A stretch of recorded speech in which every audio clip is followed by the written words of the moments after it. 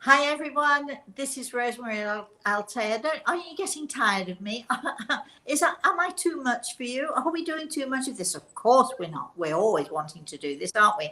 What is this morning? This is our show, Everything is Attitude, and you'll find next to me on one side my co-host Al. Al, say hi to everybody. Hello, everyone. And we have a lovely guest. How pretty you are, I must say. And to my, well, I'm not sure which side I'm on, but on the other side of Al, we have Marcia. And Marcia is, I guess, she agreed to come on the show today. Let me say to you this: I try to make it a rule to not investigate my guests before they come on the show. So, Marcia, I don't really know anything about you, and the people who are watching this show obviously don't know anything about you. So, I think the first thing we're going to dive into, because the show is only an hour long and we want to get as much in to this show as we possibly can. So, Marcia, Al and I are actually going to hand it over to you, and maybe you'd like to begin by saying, well, why are you here anyway? What are you doing on our show? Why did we invite you? And who are you? And what are you about? And you can say anything, do anything that you want, as long as you feel comfortable. So, over to you. So your coordinator is Chris, and Chris Okay. is my friend. Um, Chris reached out to me months and months ago to say, "Hey, Marsh, I see that you're doing coaching and you're really settled into what you're doing to support people. I was wondering if you'd like to be on my show, on Rosemary's show." I didn't know very much about you, but I trust Chris. So I was like, sure, no problem. Because you sort of show up for your friends and they show up for you, right? So I just said yes. And on Friday, when Rosemary, when Chris reached out and said, "Are we still on?" Then it hit me, "Oh, you know nothing about this show you're going to go on." Very silly. And and no, because that's sometimes you Okay. just trust, sometimes intuition says say yes. And I think that's what happened this time. So I was writing to Chris to say, yes, I got the link. Oh, by the way, what's the show about? Etc. Yes. Um, and then I said, you know what? Stop overthinking it. Okay. Just do it. And so I'm here with very little information, but So a whole lot you of really trust. don't know very much about me or about Al. So we're actually all on the same No. page because we don't know very much about you either. So this is a Yeah. show where we, even though we don't know each other, we're trusting. So can Yeah, no, I did check your name and I saw everything is attitude, and I was like, oh, this is a good fit. Because for me, everything is attitude in resilience coaching, right? When you try to tell people that, yes, I empathize with your challenges in life, because I've had quite a few of those too, and yet we can believe that life will turn out good. Yes, I can believe that even though we hit rock bottom, we can climb, we can still find joy and hope and all these wonderful things. It depends on everything better? attitude, it depends on faith, Yeah. and it depends on hope. So, those are three big ones. How do you learn to have the audacity to rise, and how do you learn to have the audacity to find joy and weave that back into your Right. life? That's really the crux of Right. it for me. um and so you ask me, why are you here? I'll tell you, I guess, why I do what I do, and I Yes. think I that's think why I'm if here. I can just interject a little bit here, I Hmm. think that it's not easy for people to have a positive attitude sometimes because life throws us some real curveballs. And a lot of people find it very difficult, very hard to have that positive attitude. But I find Hmm. that those people who do things unusual or special things, or I understand it from what you're saying to me, you're coaching, it's usually because we at some point in our lives had something happen to us. We were impacted by something that shook us, or was, hard for us, or whatever. And we had something that happened to us that begins us on this journey of developing this attitude, and trying to inspire other people, as well as trying to inspire ourselves as well. And I would love to Yeah. know then if you could just give us a little insight into that, Yes. that moment, or that whatever that was that impacted you. Yeah. I remember saying to somebody once, she said, "What's your story? What's your origin story?" Sort of Yeah, like Marvel yeah, or something. Um, and I looked at her kind of funny because there are so many challenges that have hit in my life. I was like, which story, which one do you want? Because there are so many, and so many big ones. So last night I was actually working up a talk because somebody asked me to come give a talk for them. And three of those challenges came up. yes, So I'll great. tell you those three. They must have come up for a reason.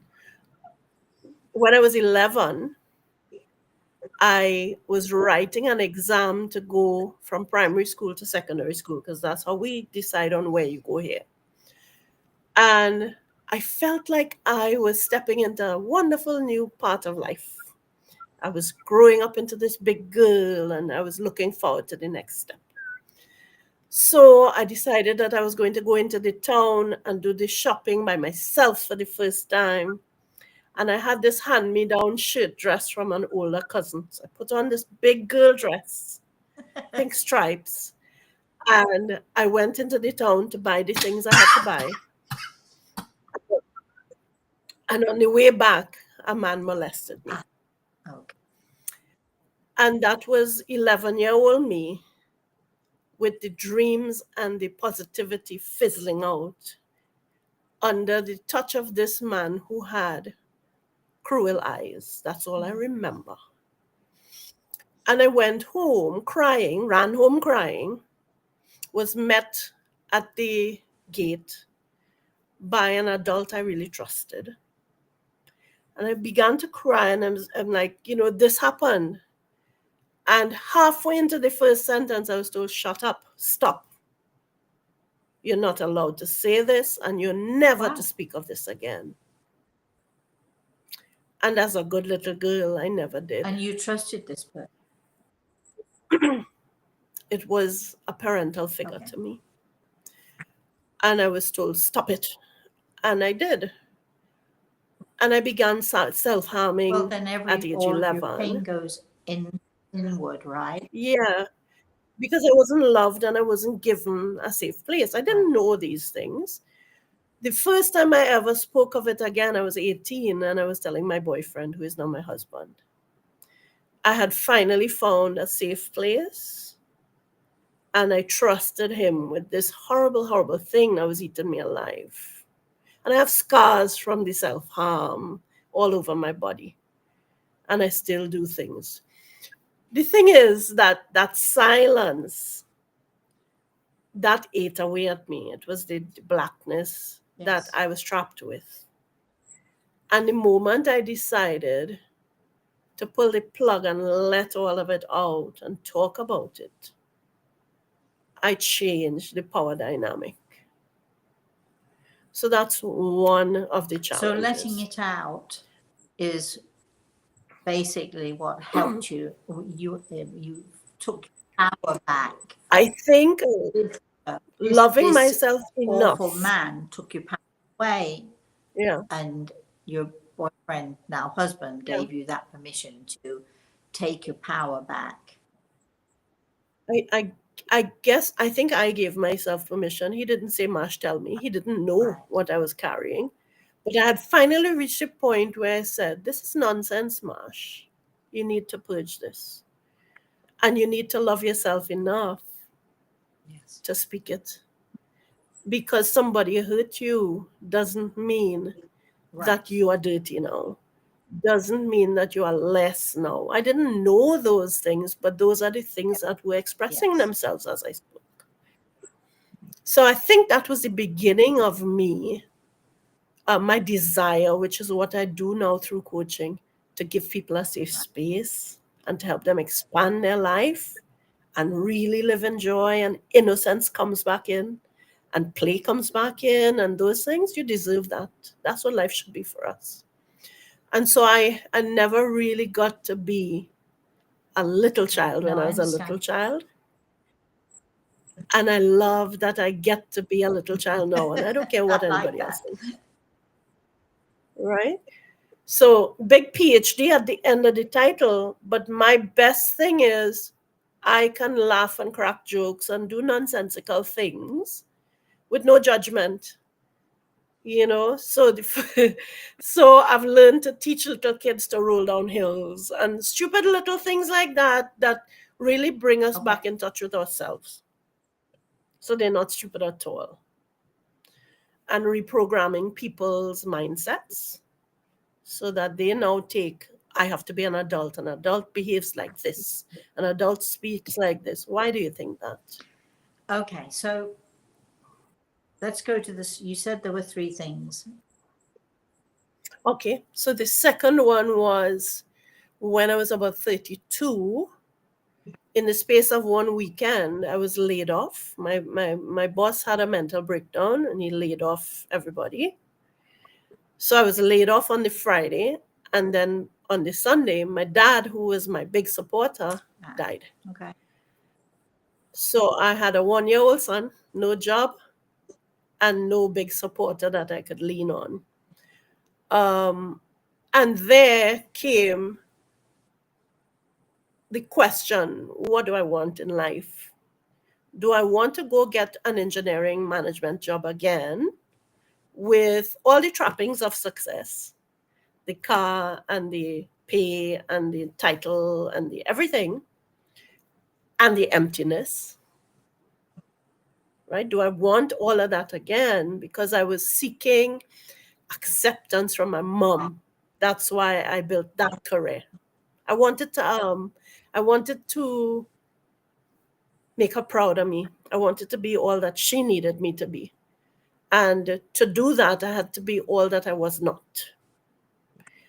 And the gift that came was rock bottom that weekend. So I asked myself, okay, fine, you have to go and get this job because you have this 1-year-old and it's time to provide, right? So what do you want to get another job like this to come home empty and crying every evening?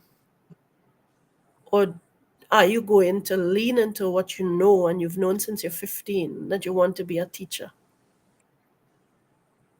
And are you going to go that way? And I asked myself one question when I couldn't find the answer, and it was, what would dad want for you? And the answer was, he'd want you to be happy. That's all. And freedom came. And I chose to build from So scratch a out new of that career. pain and the trauma that you're going through, out of all of that came a true revelation: do what makes you happy. So, Yeah. And let's yeah. rediscover you. So let's move to the third thing. Okay. And the third one came when so 5 years, yeah, about 5 years later. So I had built this career from zero, and I had just gotten a job as a lecturer at a university. So I was starting to move into a role that I really wanted. I had started a PhD. I was one Your semester life into a is going PhD. very nicely now, and It's starting to show not that I'm necessarily stepping into this smoothly dream. because you're working hard and so on, but you can Yeah, see you can see the journey, and you're happy with your journey now. And then, right. And so I had gotten pregnant with my second child, I'd had her in March. In July, I was starting this new lecturing job. And Emma had been born with some problems in her heart that led us in November to have to take her for open heart surgery. So I have a new job. I'm teaching these courses. I have to juggle all of these things. And we go to do open heart surgery. We have to go to another country to do it. And the surgery goes fine. And then when she's recovering in the ICU, they say, oh, she's breathing above the ventilator. So if the ventilator is making her take 20 breaths a minute, she's breathing more breaths than that. So she doesn't need the ventilator, is what they're finding. And so at 10 o'clock in the night, when they're understaffed, they decide to extubate, to take the tube out instead of waiting till the next day. And of course, I just trust that they make the right decision.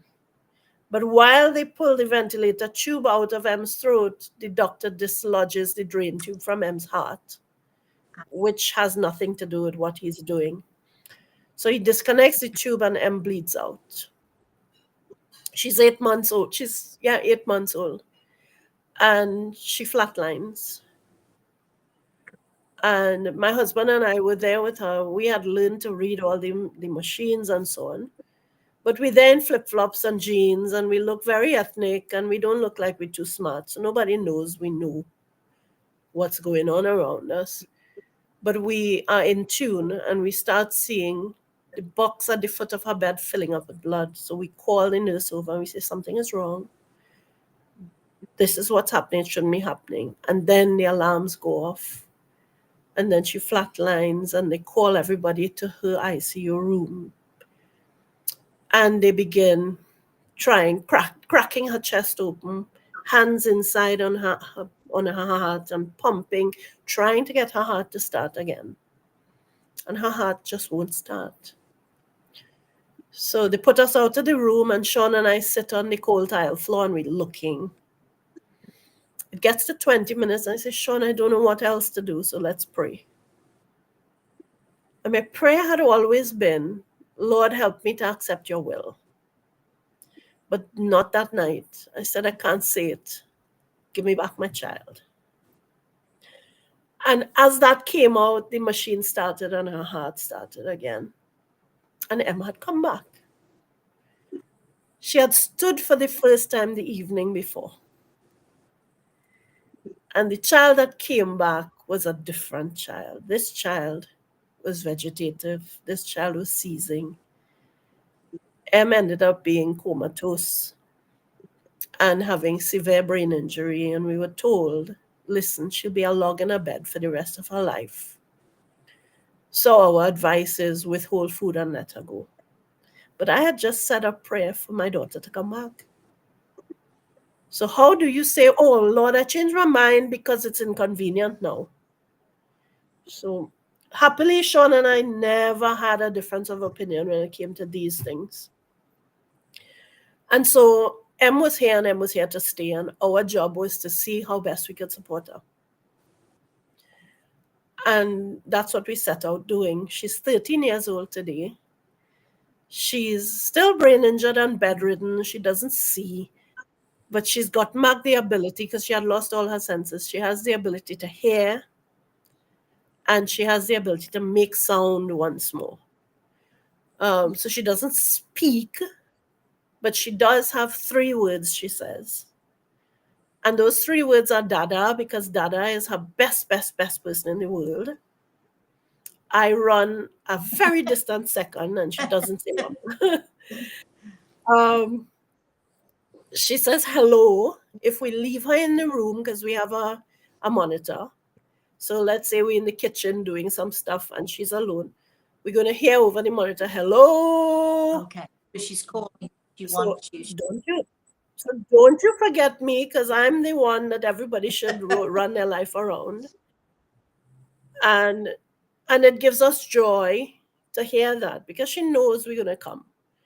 And then the third thing is alala, which means I love you.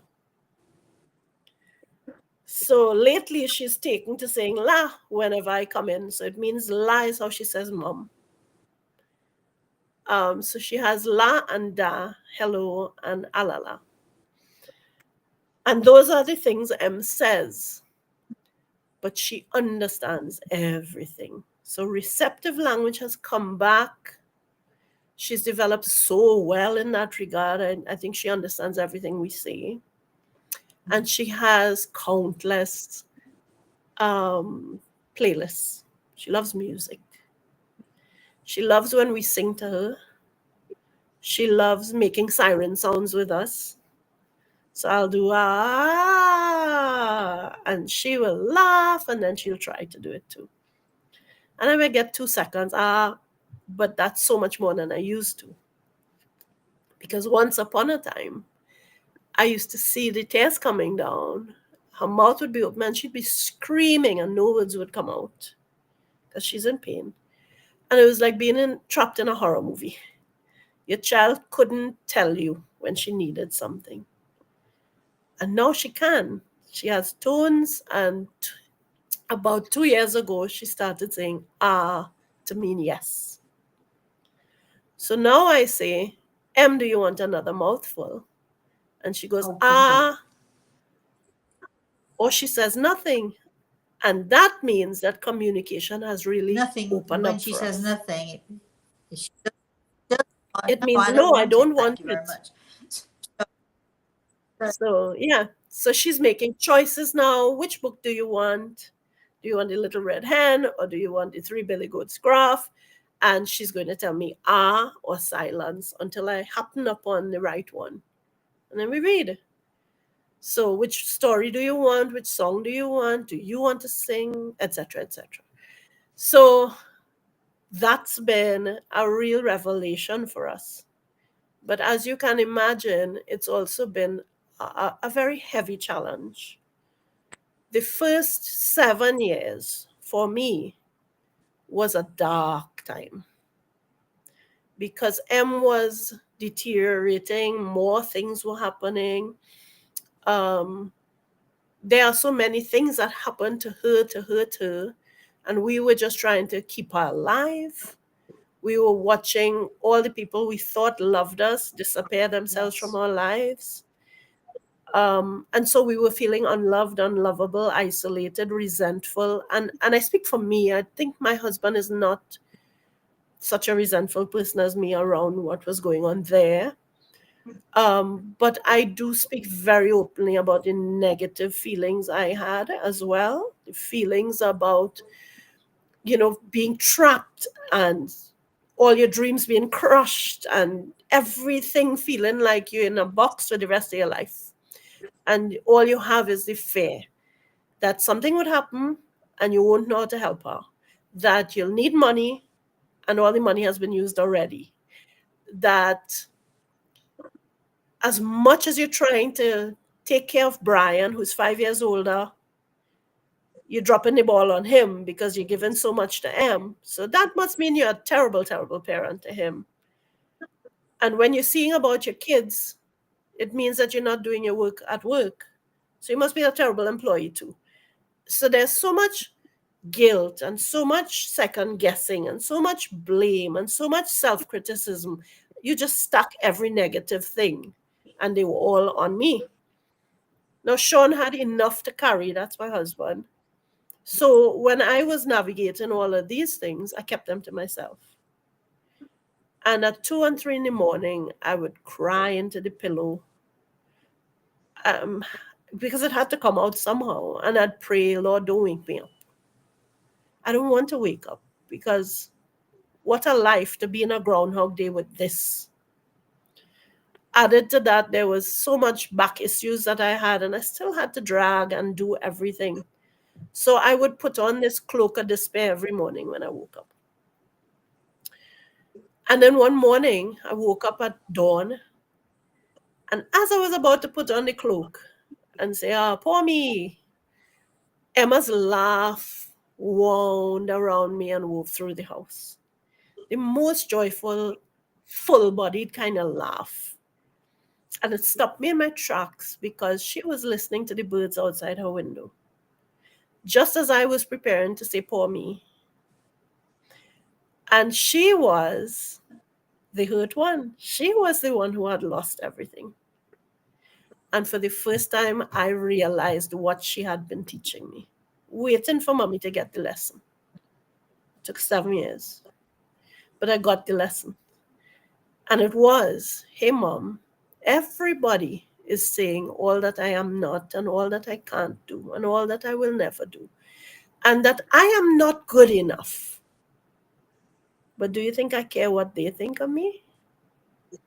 Because I woke up this morning knowing that God made me with all that I need to be to show up in this world the way I need to show up. And I'm laughing because I can't wait to get into my day. And I do not doubt that I'm going to have the impact that I need to have. So she shows up in her enoughness, in her joy, and full of love. Her name is Emma Lucia Priscilla, and it means ancient universal light. And it's exactly what that child is to me, and what I think she is to the world. And so that day I learned a lesson, and the lesson was forget about all the judgments from outside and just be you. That's all you need to be. And start putting joy back in and start learning to hope again. And don't hide the pain, because when I show my wounds, I make it safe for You somebody give else them who's permission. wounded. When you share your Mm-hmm. truths, when you share your hurts, and when you share your pains, we're not just talking obviously about you, we're talking about everyone here. When we share Everybody, yeah. our hurts, we share our pains, we actually are then giving permission to other people that we're sharing with for them to share their pains and their hurts with us. So I'd like to say something to you. I did say earlier I might have a little something up my sleeve. And I'm going to give you my thoughts, and you don't have to say anything or acknowledge anything. This is, to put it mildly, I'm a very weird person. Al, you'd agree with that, right?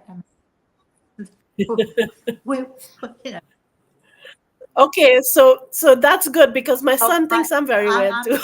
look, hey, He's if there's 18. competition here, I'm the seriously weird one. Anyway, but Okay. okay.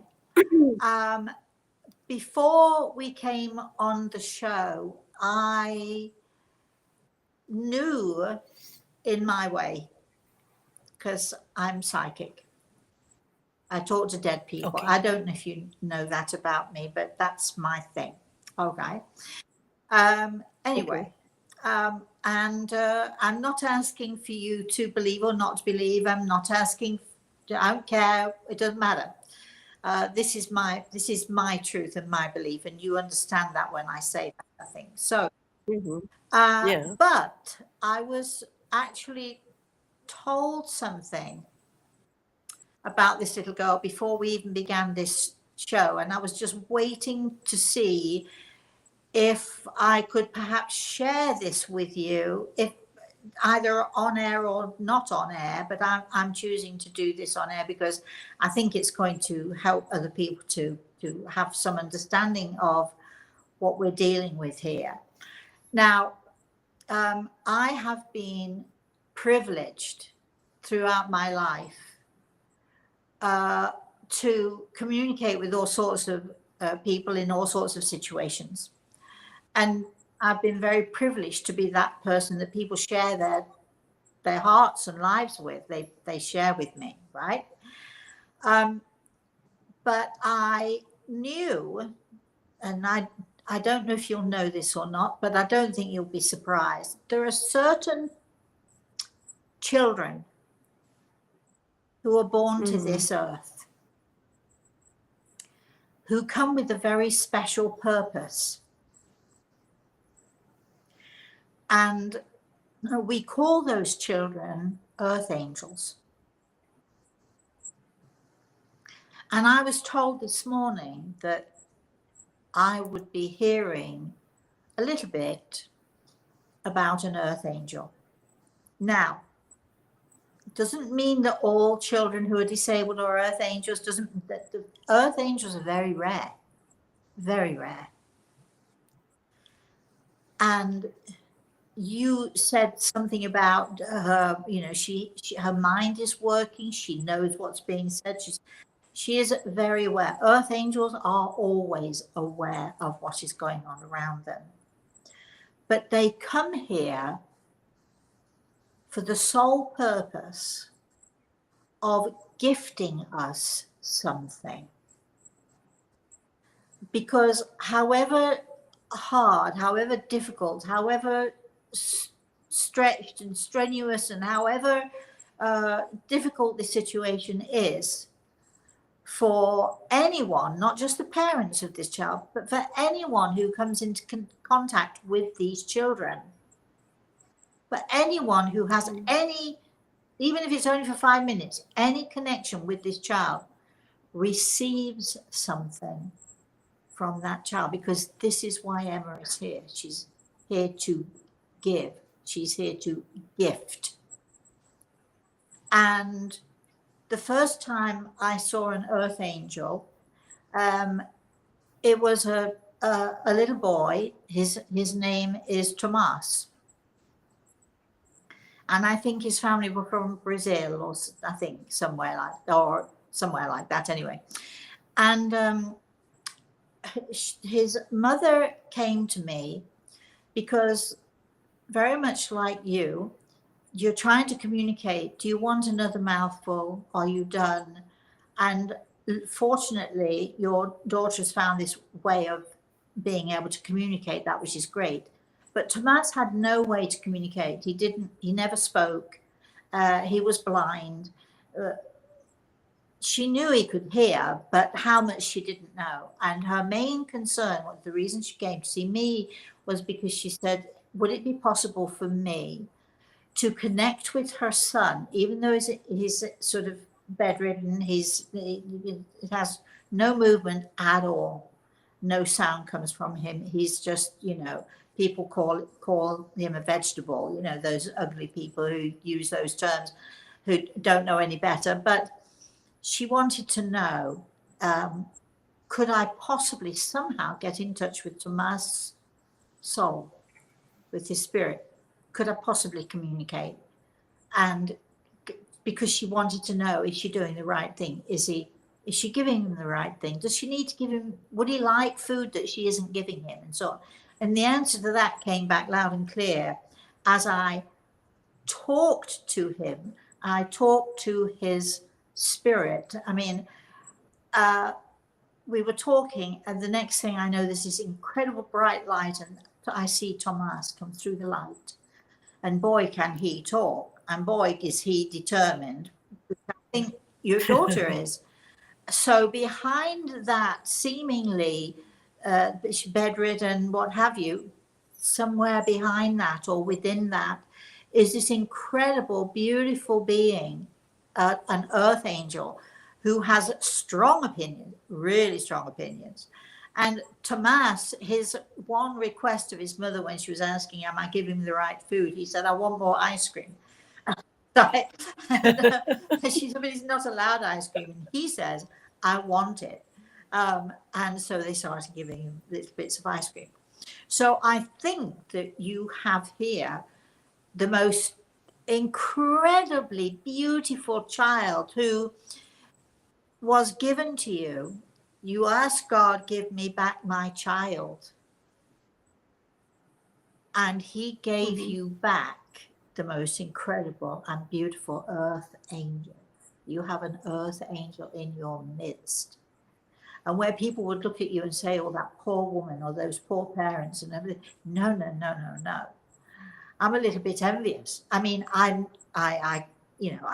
don't want that situation. Of course, none of us wants that situation. But when you are with an earth angel, you're getting something that so very few people on this planet ever get or ever even encounter. So no matter how much I can tell you how special she is, it's still not enough. I can't even begin to tell you what an incredible gift God gave to you.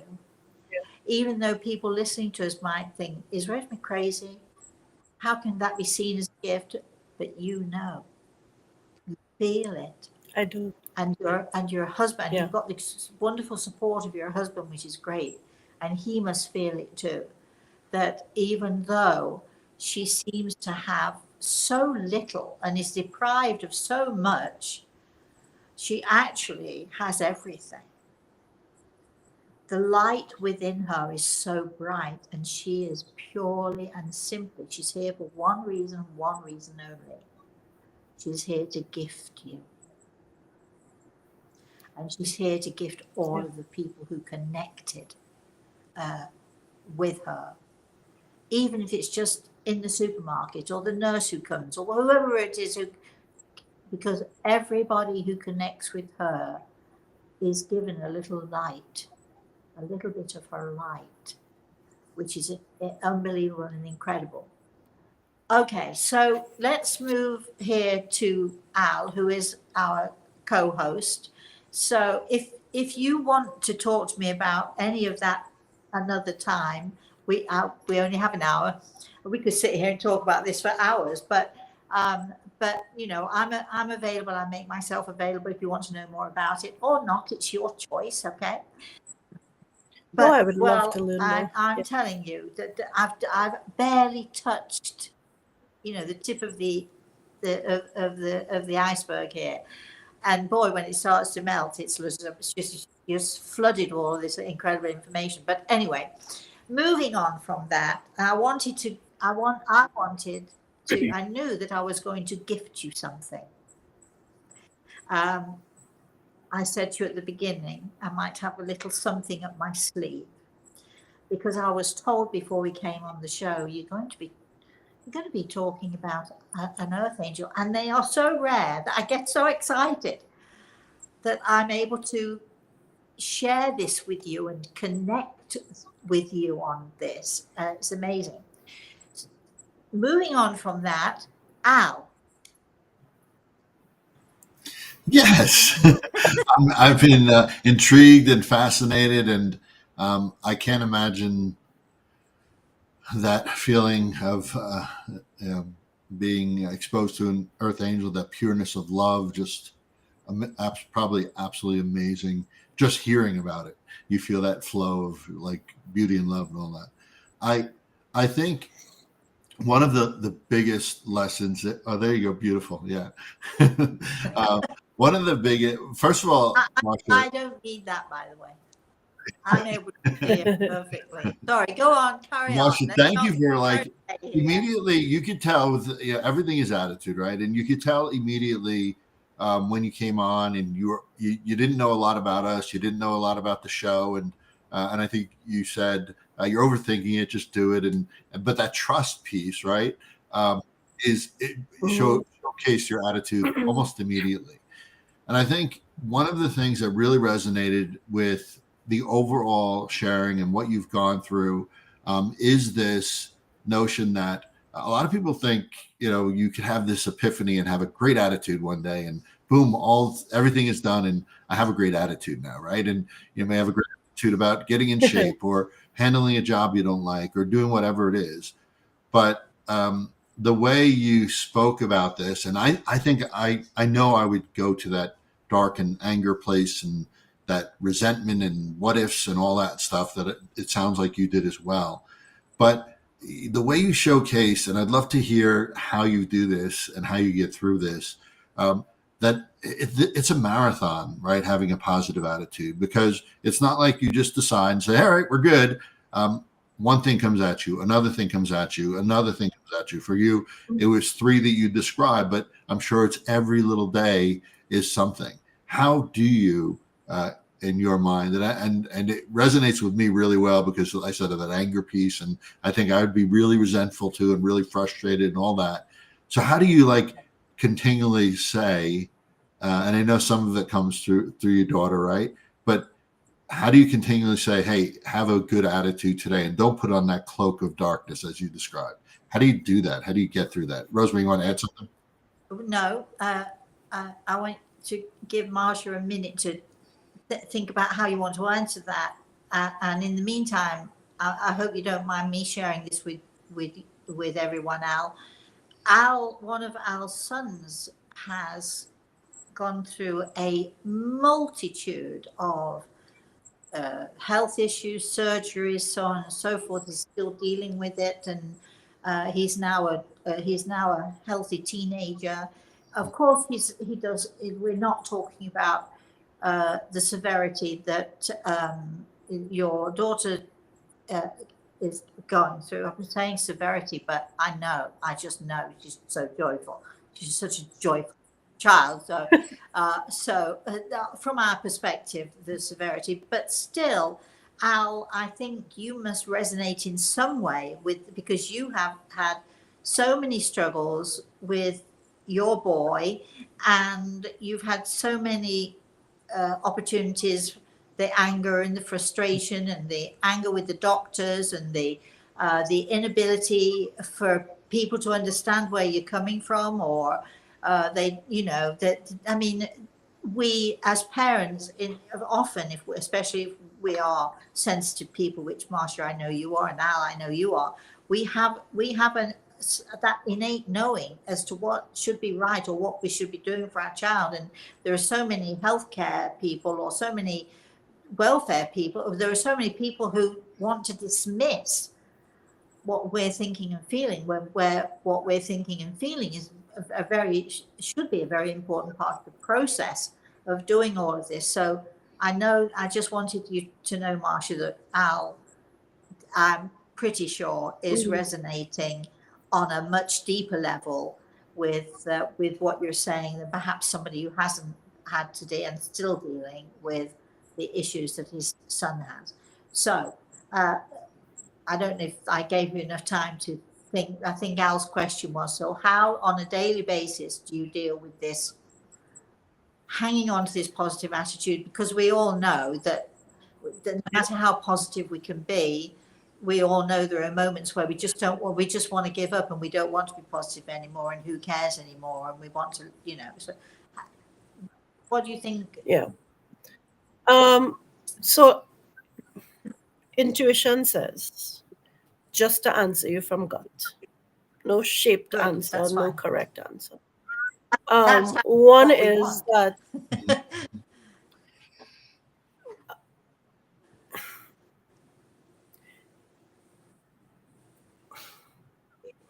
the first thing that came to mind after Rosemary spoke was, my son is 18. And sometimes my son says, you sure you're a coach teaching people? Because you're sure not following the things you tell people to do. Oh, right? So my son likes to call me out and tell me I'm a fake. I know that feeling. And that's fine. You see, part of what makes me the right person to do this work is that I'm imperfect. I fall down all the time. I make the same mistakes. I try to help people to work through. And I learn the way on the way. And next time it may not work, and I have to come up with a new way to deal with it. So, yeah, I jumped over one stone. It doesn't mean I now know how to stay positive with every stone that I reach. Because every time I have to figure out, what's this new obstacle? And wrap my mind around it and deal with the emotions and then take the actions to make the way forward. So one day at a time is really the watchword for me.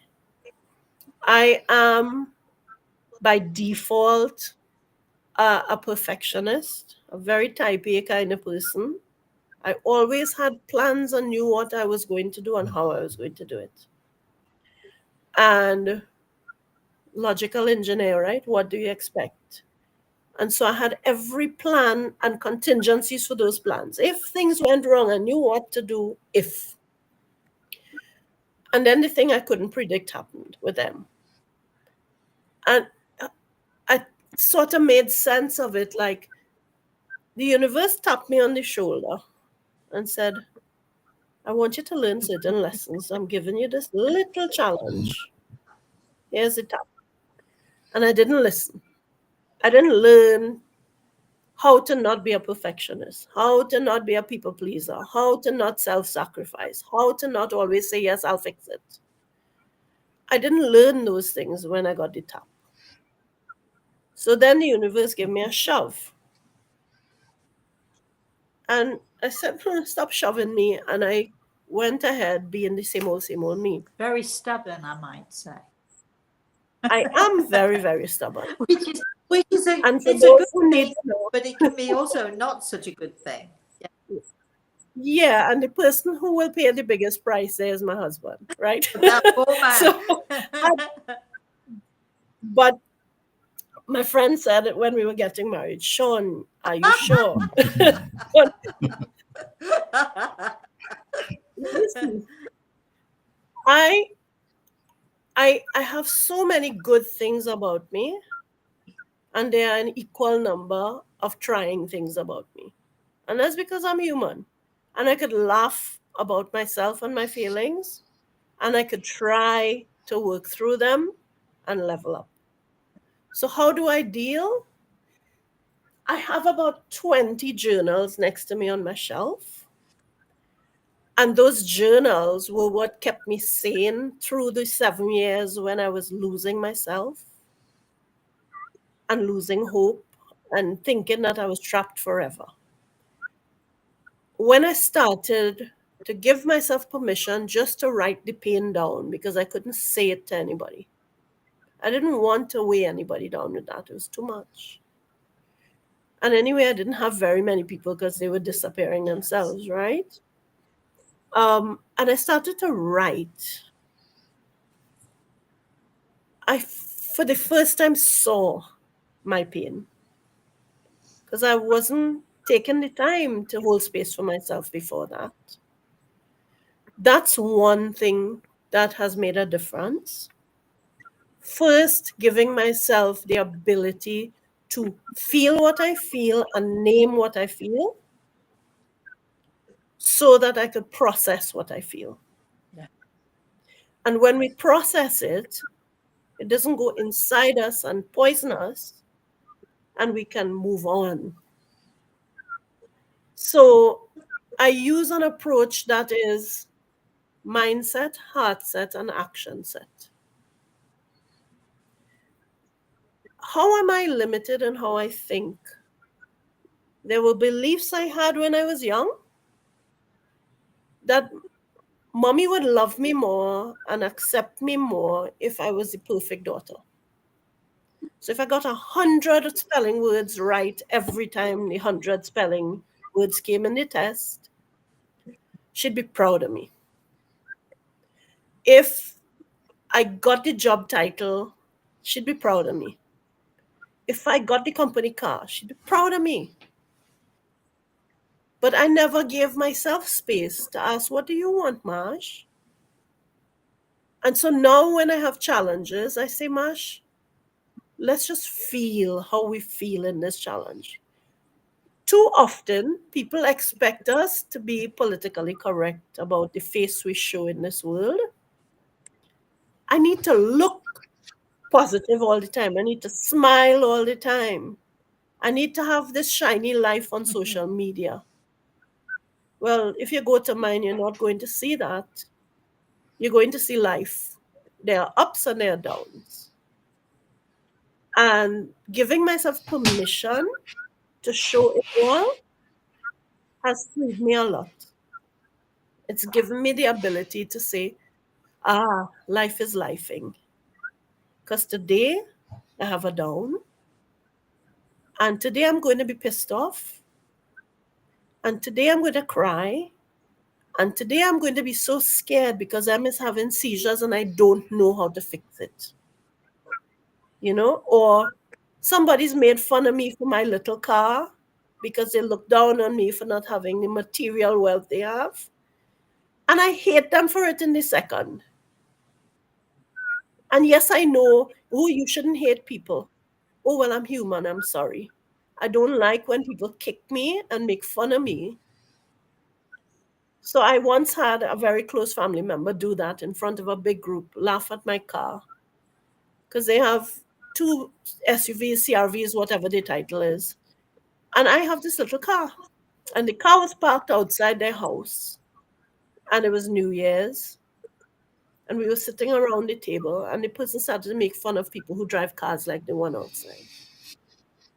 And for the first time, I looked at the people around the table who I didn't know. So I was the joke, and nobody knew that I was the joke. And I said, okay, I think it's time I tell you all. You see the white car you're laughing about? It's mine. And that car gets me where I need to go, and it allows me to live the honest life I live. I make no excuses. This is me. This is who you get. And if I am beneath you, then okay, we're not meant to be friends. That's their issue. It's not your issue. It shouldn't be your issue. And for anyone listening to this who feels, and I know there are a lot of people who feel that way, they're intimidated very often by people who they perceive have more materially. They're intimidated by people who are perhaps smarter than they are. But each of us, I think this is what you're saying, Marcia, each of us is valuable in our own way. And those people who will look down or feel superior to us or whatever, I always feel that's not my problem. You're missing out because I could be a good friend to you, but not with that attitude. We're coming back to the attitude. So, yeah. So I think that day I said that for the first time I stood up for myself. I wasn't a people pleaser. I didn't absent myself or disappear myself. I was like, no, Marsh, you are worthy, and you're going to stand up for yourself today. So I looked at my daughter who was right there, and I said, see that little girl? That's my BMW. That's my Benz. That's my whatever the big car is. It doesn't matter what car I drive. These are the choices I make in my life based on the priorities that matter to me. And my priorities don't have to be yours. We can both be worthy. Yeah. Right? So that, Al, is really the crux of how I navigate it. Whatever comes, I can have a breakdown. Or some days I'll be like, yeah, here's another one. And I look like the capable, resilient lady that I say I am, right? Not every time. But you are, but you have good days and bad days because you're human. Because I'm human, right. Exactly. It's another really, sorry, Rosemary, again. Yeah. Go ahead. No, I was going to say, you were talking about the gifts of, your daughter, but also I heard really loudly your son, reminding you to keep you kind of in check, to not go down that spiral, to have those people, your husband, to have those people in your life to say, hey, enough of that, right? Check, reset. Yeah. What another really great gift. Not everybody has that, but you do. Well, I know, Al, that you do. Yes. Exactly. And I'm fortunate. I have my daughter because, everyone thinks that I'm love and light and kindness and that I would never kick the cat, or I would actually never kick the cat, actually. But I have kicked a vacuum cleaner before now and used expletives that I would never use on air. You know what I'm saying? We're all human. Yeah. But my daughter, when she was younger, she doesn't do it so much now, but when she was younger, she used to say to me, if I was in a bad mood or if I was having a bit of a bad day or whatever, she'd look right at me and she'd say, wow, if all your fans could see you now, they wouldn't think you were so nice anymore. I would laugh about it. Because we have a great relationship, so we'd laugh about it, and I think it's really important and it's certainly very helpful for those of us who do have the support of those people who bring us down to earth and give us a good don't, you know, they Yeah. give us a good reality and what have you. So, Yeah. all right. So, unfortunately, time is ticking.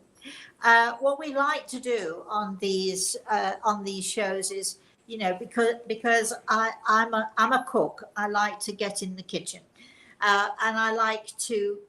I actually like to make great recipes, and I, you know, use my imagination, open the cupboard door, see what I've got, and there it is. But I want to use this as an analogy to help people to figure out what is a recipe. What have we learned from you?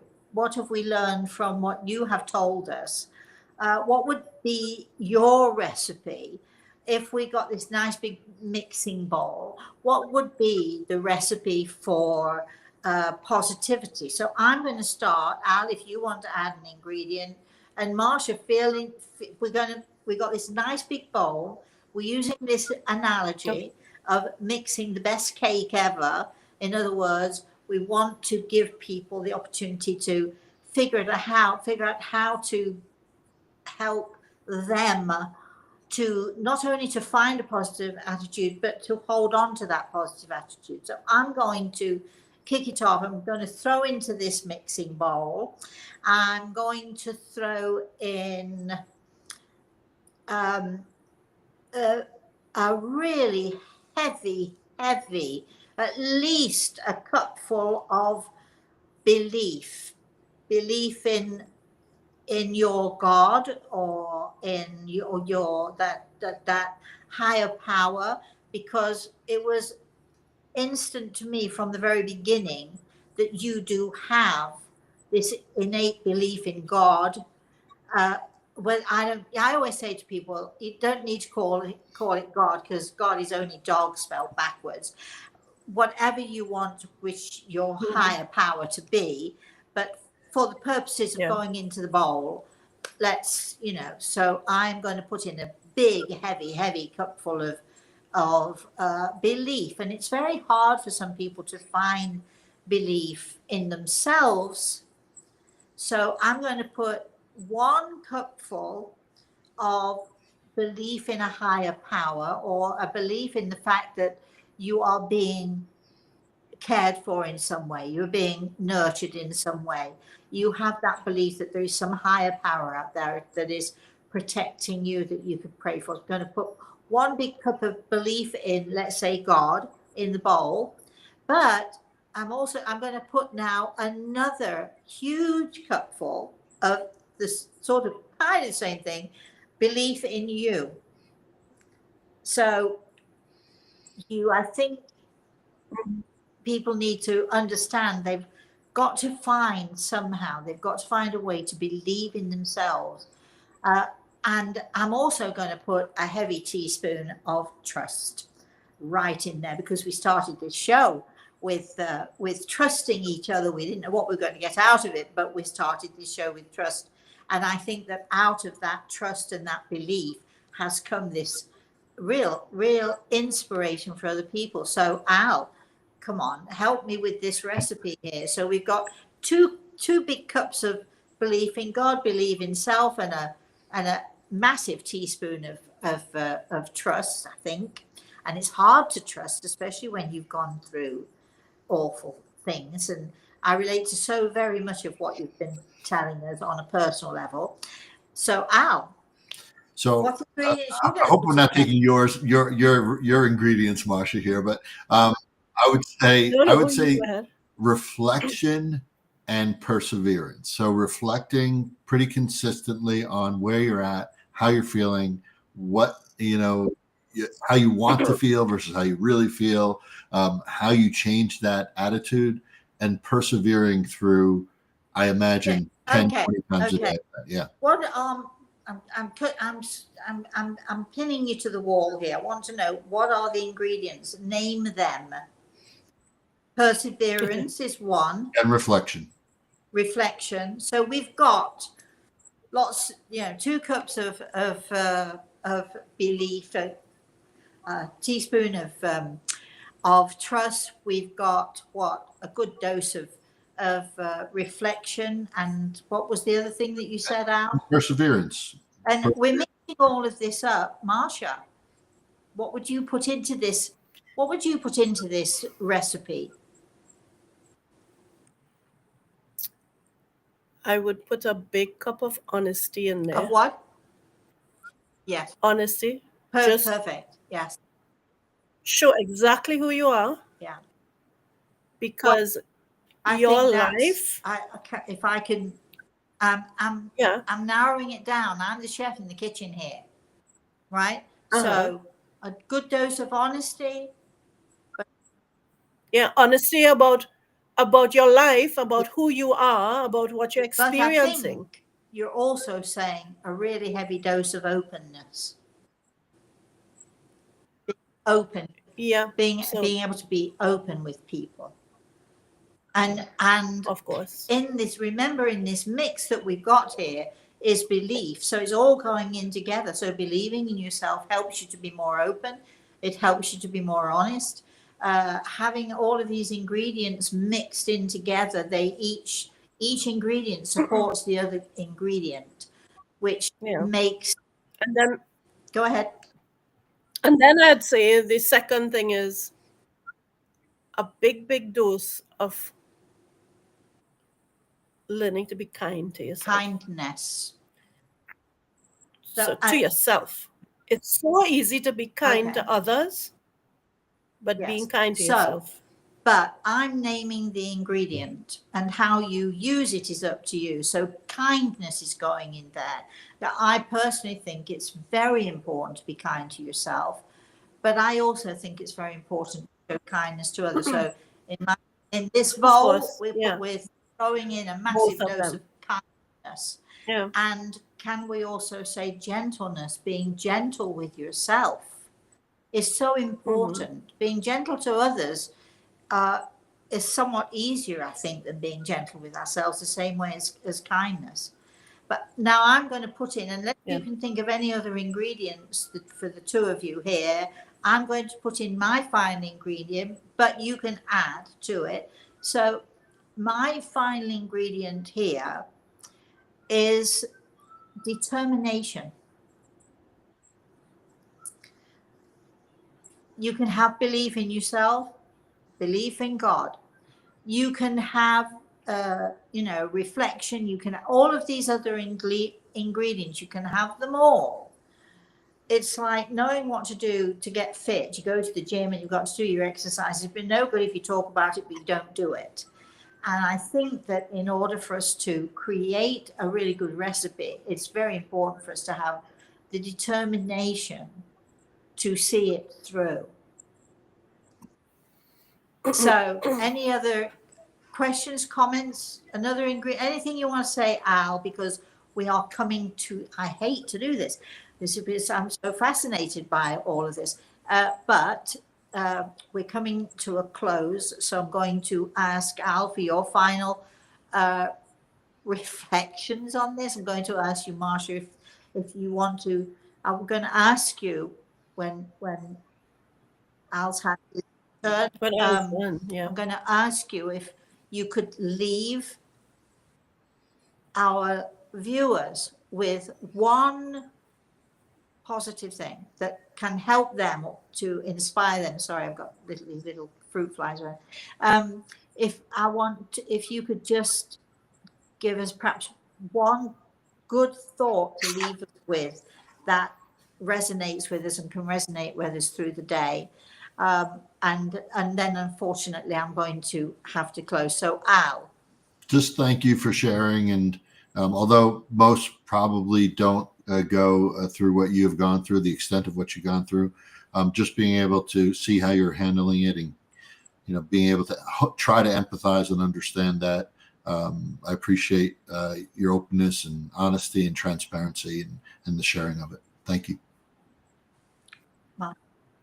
Okay, so to your recipe, I would add two things.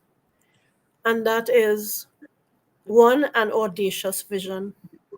When you're broken, it's so hard to envision that beautiful destination. as the opposite of where you Yes. are, right? But that vision is the spark that you need in order to strike out to this new Yes. place. And it's what you deserve. So that vision is Okay. important because it lights hope and all of those things. And paired with it is share hard work, show up and do the work. You don't get to say, dear Lord, give me all the money I need and give me all the things. You also need to put Well, in you the can't just sit effort. back and let him do it for you. You have But some people think that that's what have, it's about, and they it's not. certainly do. And I totally agree. So continue. So, and that you asked, what would I leave them with as a thought? And I would say that that also is a thought. When last have you taken time just to commune with yourself and ask yourself what you want in this life? When I get right at the end and I'm about to leave, and I look back on my life, will I have regrets or will I be so chuffed about the things I've done? I don't plan to have a heck of a lot of regrets. I want to look back and say, this is the life I came here to live. Stuff happened, and yet still, I had quite a life. So, how do we get to that point and look back and say, I'm happy. This was worth it. I get to move on to the next thing. I'm not coming back to do this again. Right? So if that's Not what if we I tell. say, then we better start charting the path now, Yes. right? You have to see it and you need to do the work. So start getting clear on what you Perfect. want. And it's not about somebody else being blamed for what you don't Yeah. have. Because I could sing about all the people who took things away from me. It doesn't change the fact that I'm in the spot I'm in my life. The only person who can change anything you are experiencing in your life is you. The only person you have control over is you. Well, thank you for that. I do So, have to, you're making me smile now because I don't think most people in America would understand the word chuffed. You know oh that yeah, it's a very British thing. English word. So just, Yeah. And I'm a Trinidadian, so we don't use the word oh, chuffed either. I don't know well, why I was that's channeling okay, but your I just want language. to explain to people if you are chuffed about something, what you're saying is at the end of your life, you want to be pleased. You want to be not just pleased. Chuffed means I'm really pleased with this. All right.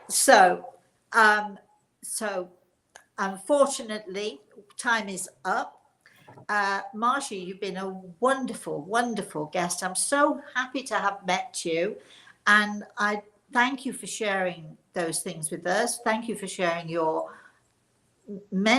few of your many stories, as we all have many stories. Thank you for sharing and allowing us to be touched a little by your beautiful earth angel because I was, be honest, before we started the show, I was so looking forward, so excited. Oh gosh, I'm going to find out about another earth angel, and they're so rare and so beautiful and incredible. So I thank you very much for that. And Al, of course, thank you for your co-hosting. It's been a great show. I hope you have all enjoyed it as much as we have. And we should be doing this again. Al and I will be co-hosting, hopefully with another guest in, I don't know when it is, but check on the website. We'll be putting notices out to let you all know. And if you want to get in touch with Marcia, because obviously she really knows what she's talking about, you have to have gone there in order, I think, to really know what you're talking about in these situations. I know that there is some little thing underneath that you can get in touch with Marcia, but if you don't quite get that, if you can email us, rosemary@rosemaryatea.com, and just say, how can I get in touch with Marcia? We can let you have that information. Once again, Marcia, you are a blessing to us. I feel very blessed that we've had this show today. It's been wonderful for me. I hope all of you watching this show have been as inspired by this as I have been. Until we see you all again, please, everybody, have a very, very blessed rest of the day, and hopefully have a very blessed rest of your lives, because I think even through the ups and downs in lives, as Marcia's shown us, we are, even when things are going dreadfully wrong, I think we are always very truly blessed. Thank you all for